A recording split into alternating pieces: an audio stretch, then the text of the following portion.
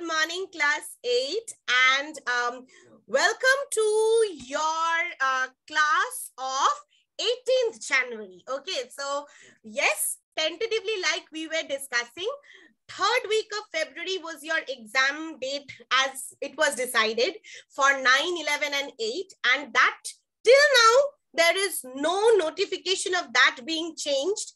Hence, you people are going to prepare the topics accordingly. Now, before this exam, before your final summatives, as you all know, I will take one more test on India, since India is a very important topic. So India physical divisions and India climate, natural vegetation. Tentatively, your date for the assessment, I have kept, not tentatively, let me fix it. Rather, your date for the assessment will be, today is 18th. So I am keeping it next week, Thursday. That is 27th. 26th, you have a holiday also. You all can revise once. 27th of January, you will have India physical divisions. You will have India climate, natural vegetation, and wildlife. Okay, this is one test that it will be partly objective, partly subjective, like you always do. So, one day only maybe of 20 marks to 25 marks. Partly it will be written, partly it will be, you can get picture identification, you can get, I can give you, like, that is why I showed you the direction of the winds, some picture like that, and some application type questions can be given to you. Give reason type question answers will be there. Is that clear? Yes, ma'am. Okay, so this is going to be one revision test. And after today, I will also start with Asia, because along with India physical divisions, India natural vegetation climate, wind and pressure belts, the study material, these three topics full. You will also have Asia physical divisions, Asia climate, positively you are having.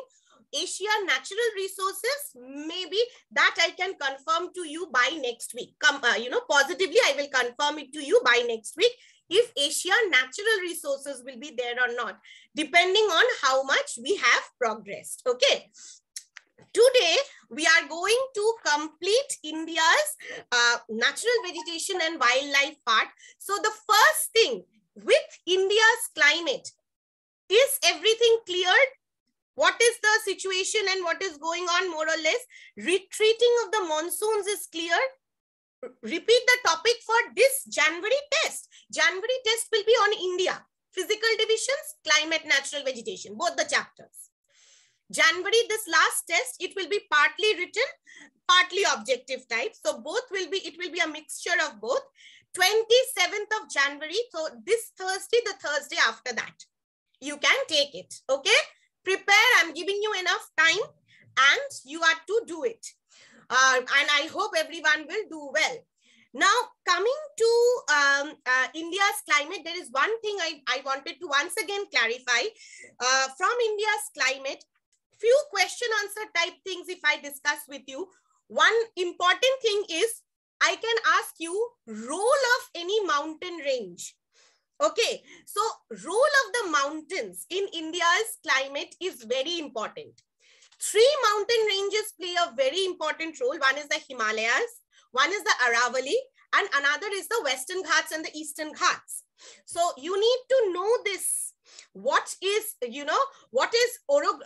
firstly, always start with this sentence that in India, rainfall is orographic in nature. That is controlled by the positioning of the mountains. Okay. Sometimes a very favorite question of ICSE board is, what role does the Himalaya play in controlling India's climate? You all can write it this way. This can also be one question for you also. Always remember, Himalayas are present in the northern part of India. They are like the northern crown for India. So Himalayas block the monsoon. India is on the windward side. from where the winds are coming, windward side of the Himalayas. Hence, the Himalayas have two roles to play. It has a dual role. Okay. Firstly, it blocks the monsoon winds from going outside India to Tibet and China. If the Himalayas wouldn't have been there, the Indo-Gangetic would never have got any rainfall. Himalayas are blocking the winds. Okay. Since they are blocking the winds from going to Tibet and China further away, if they wouldn't have been there, otherwise, you know, they would have just passed and gone to China side, these winds, without shedding any moisture to India. But Himalayas are very high mountains. They block these winds. Now the winds rise up. They become clouds. Condensation takes place, and the Indo-Gangetic fully gets precipitation. Another role of the Himalayas is that the Himalayas are mighty tall mountains. Okay. So during the winter season, the northern hemisphere winter season, when you go to Asia, we will discuss this. There are strong chilly winds that come from Russia side, Russia, Siberia. So Himalayas, they block these winds from entering India during the winter season. If the Himalayas wouldn't have been there, the Indo-Gangetic would have received heavy snowfall during the winter. But Himalayas block these chilly winds coming from the polar regions, okay, polar regions from entering into the Indian subcontinent during the winter season. If I ask you what is the role of the Aravallis, you will say the Aravallis also play an important role. Because of the positioning of the Aravallis, the Thar has become a desert. The western side, the rain shadow of the Aravallis is a desert, because by the time the winds, the Bay of Bengal monsoons reach the Aravalli range, they have little moisture left. Now, whatever moisture is left, they make it shed that, it makes it shed that moisture on the windward side. That is the eastern part of Rajasthan. By the time they cross this mountain, they have hardly any moisture left. Hence, the Thar is a desert region. Another thing that I would like to say is for winter season, okay, there are two parts of India that gets rainfall in the winter season. One part is Tamil Nadu and Andhra Pradesh, the Coromandel coast, little bit. And another part is Punjab, Haryana, Himachal Pradesh. This part, northern India. But the reason for the two parts is very different. Tamil Nadu, Andhra Pradesh, that is this part of India, this green color in your book. This part gets rainfall from the retreat of the monsoons. When the monsoons are going out of India, they cross.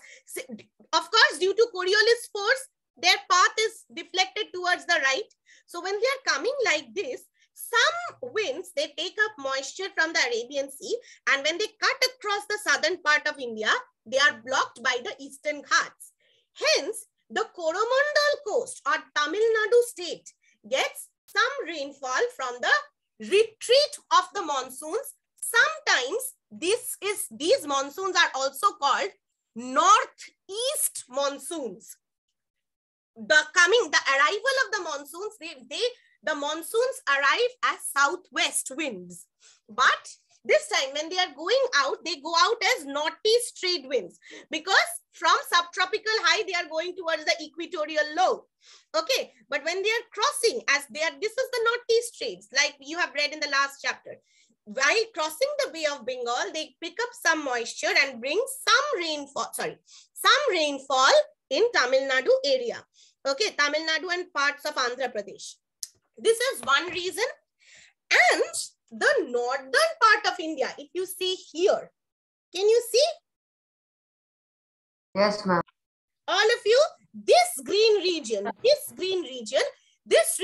India gets a little rainfall in the month of November and December, not because of these monsoon winds, but because of the western disturbances. Western disturbances. These are basically temperate cyclones, a cyclonic and a different weather condition takes place in the Mediterranean Sea region. Okay, so around the Mediterranean Sea, some temperate cyclones and all are usually created during the winter months.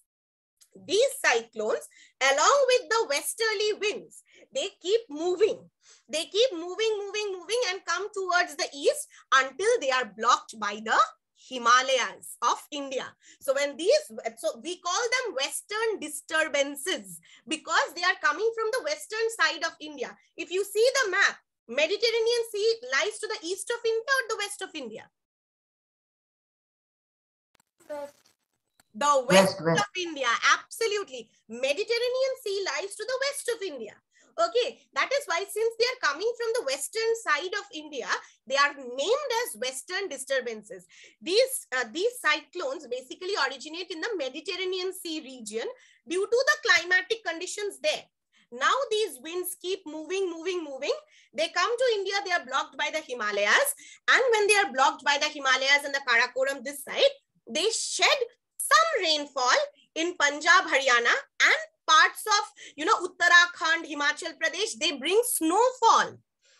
Because those regions, if I ask you, this can be one application-based question. Why does the western disturbances cause snowfall in Himachal Pradesh? You were right, because Himachal Pradesh is located at a higher altitude. So the temperature there falls below freezing point. Hence, Punjab, Haryana is at a much lower altitude. Punjab, Haryana are plains. Punjab region is a plain land. Okay. So mention this, that Punjab, Haryana, when these western disturbances cause rain in Punjab, Haryana, it is very good for growing of wheat crops and all. That is why wheat is a winter crop that thrives in this region. But please do mention that these western disturbances only cause snowfall in, Himachal, Uttarakhand and all these places, Manali, Shimla, all these places. Now we hear snowfall is taking place. Why is snowfall taking place? You will write, because these places are located at a higher altitude.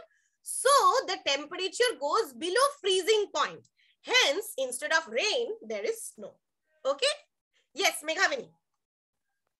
Ma'am, I just wanted to clarify that so western disturbances cause light rainfall in Punjab Haryana region, which is a plain land, and it causes snowfall in Himachal Pradesh, Uttarakhand side. Ma'am, because of the higher altitude. Nothing. See, they are coming from this side. They are coming from the western side of India. Now they are coming and they are blocked by the Himalayas. They cannot cross away. They cannot just cross and go away to enter China, because Himalayas are blocking them. Now, once Himalayas block them, okay, the winds are now rising. They form clouds.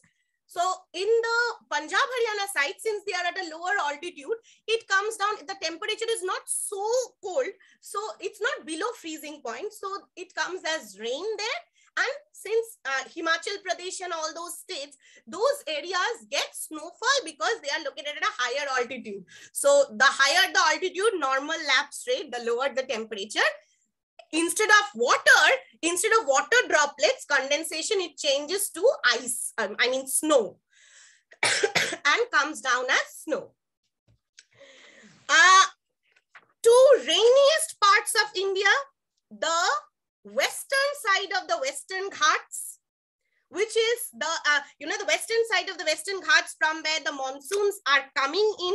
This is on the western coast. Rainiest, yes, the western coast and western side of the Western Ghats, the rainiest part of India, and the northeast, a funnel where once the Bay of Bengal winds enter this, they cannot escape anywhere. There's a small gap here through which it enters, and there is no escape. There is the Purvachal hills all around and the Himalayas on the Shivaliks on the top. So all moisture is dropped here, hence making it the rainiest part of India. Moderate rainfall areas of India, the Deccan Plateau or the rain shadow area of the Western Ghats. Moderate rainfall area of India, the middle part of Indo-Gangetic, like states of Uttar Pradesh, Western Uttar Pradesh, Delhi. These are moderate rainfall areas. High rainfall, you can also say more or less a little on the higher side is West Bengal as well. Since it is located very close to the Bay of Bengal side. And very dry area of India, what will it be? Western India. Western India. Absolutely. Western India, especially the western part of the Aravallis. So the western side of the Aravallis, which is the rain shadow area, hence it is one of the driest part of India. Now, based on rainfall, vegetation, India more or less gets a lot of sunshine. Okay, so the rainfall becomes one of the main ways how the climate varies from place to place. So the first thing that I would like to ask you, the areas which gets lots of rainfall: Northeast, Meghalaya, Assam, Arunachal, then Mizoram, Manipur, those areas, and the western part of the Western Ghats. What kind of vegetation do you think you can find there? Ma'am, tropical. Tropical, definitely. Evergreen forests. These areas, you know, this is something very, very important. When I was doing my B.Ed also, you were reading Kerala and all sides, they have quite a few very, very important forests. You know, the Western Ghats, they have such trees and forests which are very rare species, and many of them have medicinal values and all. And it is, you know, they are suggesting that we should not destroy these forests. Evergreen, such a huge lot of rainfall they get for a long span of time. The places that sees monsoon first are the places that sees the monsoons last also. First, you know, monsoons enter and they reverse. So the place that sees monsoon last, Rajasthan, will see it retreating first. Shortest rainy season. While the Western Ghats have a long rainy season, as well as Northeast. Evergreen forests. You will never find these areas having forests that will shed. What is evergreen? The trees do not shed all the leaves together. The trees do not shed all the leaves together. They shed few leaves at a time. Hence, you will never find the forest to be barren. You know, not that the forest is, all the trees have shed their leaves, the forest has become a clear, barren type of feel. Nothing like that happens. So, we will always mention these two areas of India has evergreen forests where rainfall is more than 200 centimeter per year. 200 centimeter per year. You need to remember some variety of trees, like you can say this one, mahogany, then hardwood trees. These are found in this region. These are forest areas, thick forest, but man is exploiting these forests. Nothing can be done. The forests are not there because we have exploited them, cut many of the forests. Hence, landslides in these areas have increased quite a lot. Okay, so these two areas, very high rainfall areas, means evergreen forests. Next comes tropical deciduous. The areas that get a little less rainfall, moderate rainfall areas. Okay, do this in your book. Mention tropical rainfall. Tropical deciduous is again divided into two parts. You will see one is called wet deciduous, another is called dry deciduous. Wet deciduous are found in those areas that gets rainfall 100 centimeter and more than that, but not as high as 200 centimeter of rainfall. Dry deciduous forests are those areas which gets rainfall between 50 centimeter to 100 centimeter. Okay, that is why these are much more drier. Difference between deciduous forests and evergreen forests. Deciduous forests, during winter season, the trees shed all the leaves. So when you go to deciduous forest region, you will find the winters, the trees are just, the barks are there, it's barren. The rest is barren. This type of forest you can very easily find, as I said, moderate rainfall areas. Wet deciduous. India mostly has deciduous forest. India mostly has deciduous. We mostly have deciduous. We mostly have Anyone been to North Bengal during this time? It means winter and all, Duars and all. You will find these are wet deciduous forests. Okay. Yes, So ma'am, I many went trees, last year. many trees, they shed their leaves during the winter time. But these trees they have quite a good amount of vegetation during the monsoon. So they are dry. These like West Bengal. Then you will find Orissa, West Bengal, Bihar. Then parts of the Deccan. These regions get more or less good amount of rainfall, between more than 100 centimeter, but not as high as 200 and more than 200. So they have wet deciduous forest, and dry deciduous is found in a little more drier parts of India like Western Uttar Pradesh, Delhi, then the windward side of the Aravallis, parts of Rajasthan and all, which gets some rainfall, but much less. Okay, middle part of the Deccan. So these are dry deciduous forests. One thing that I would like to tell you, deciduous forests are very important economically. Okay, remember these forests are very important economically, because they, in these type of forests, you have rosewood, sandalwood, you get this one, rosewood, sandalwood, peepal trees, palash trees, lots of these kind of trees grow in these forests, and the timber from these trees are used for various things.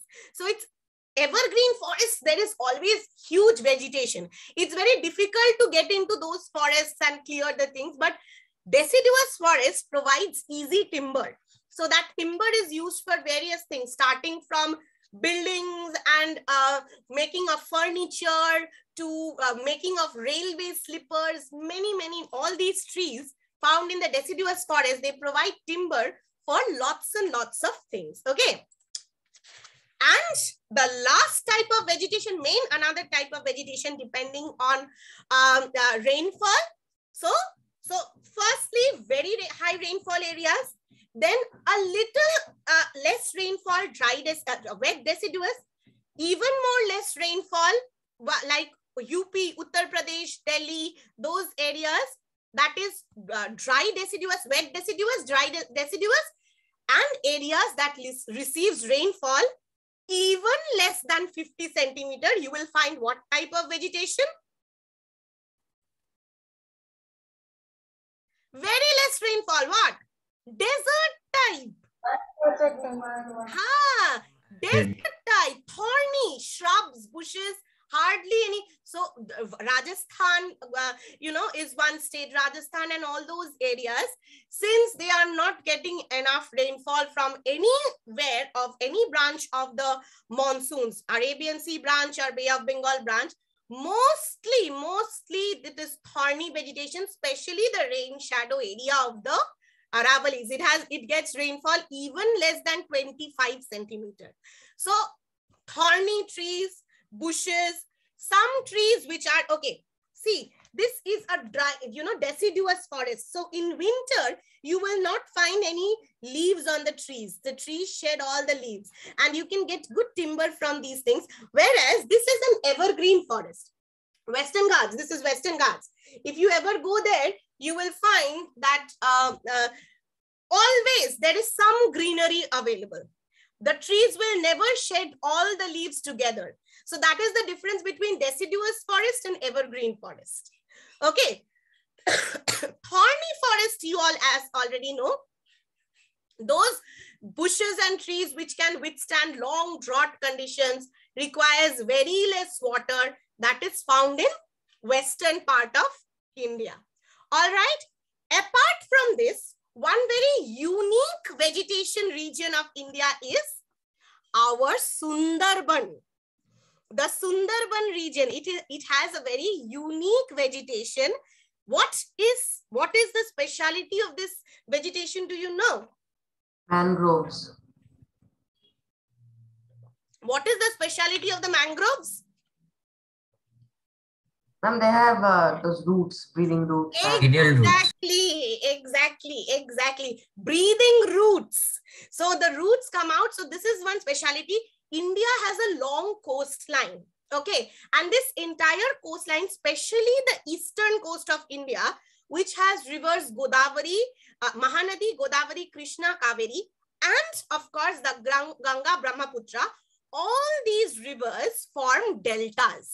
And in these delta regions, the thing is, the soil is very salty. The soil, we use a word called brackish. Brackish means high amount of salt. The soil has the water. The soil has a lot of salt in it. And it's very marshy. In Bengali, what we call as kada kada, a lot of marshiness. So it's very sticky. The soil is sticky. It has marshiness. It's filled with water. But in these delta regions, one particular type of trees, which we call the mangroves, and one special tree of this mangrove, it's called from which the name Sundarban. It's called the Sundari tree. Sundari is a variety of tree grown in the mangrove region. So these trees are particularly suited, they can withstand salty soil and all. And, the soil is filled with water since it's very near the coast. So it's very near the ocean. When I went for the Pondicherry trip this time in December, I visited the Pichawara mangrove forest.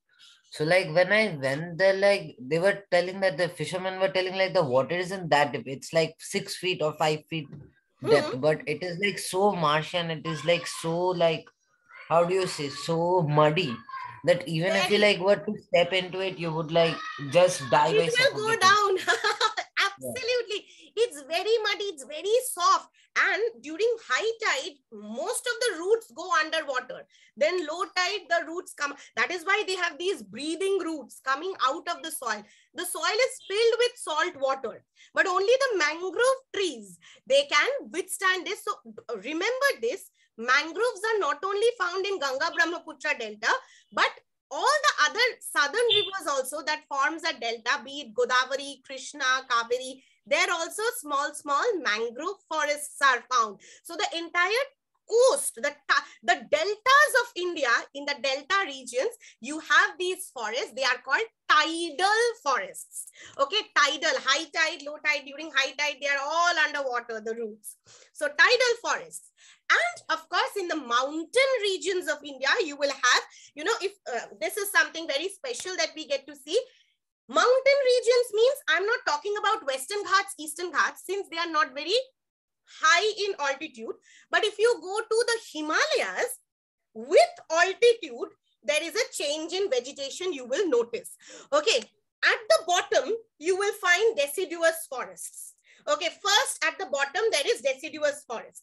As you move in the altitude, higher level, you will find coniferous forests. In the middle region, you will find coniferous trees, Christmas trees with those spiky leaves. Pine trees. Yes, pine, fir, all these trees.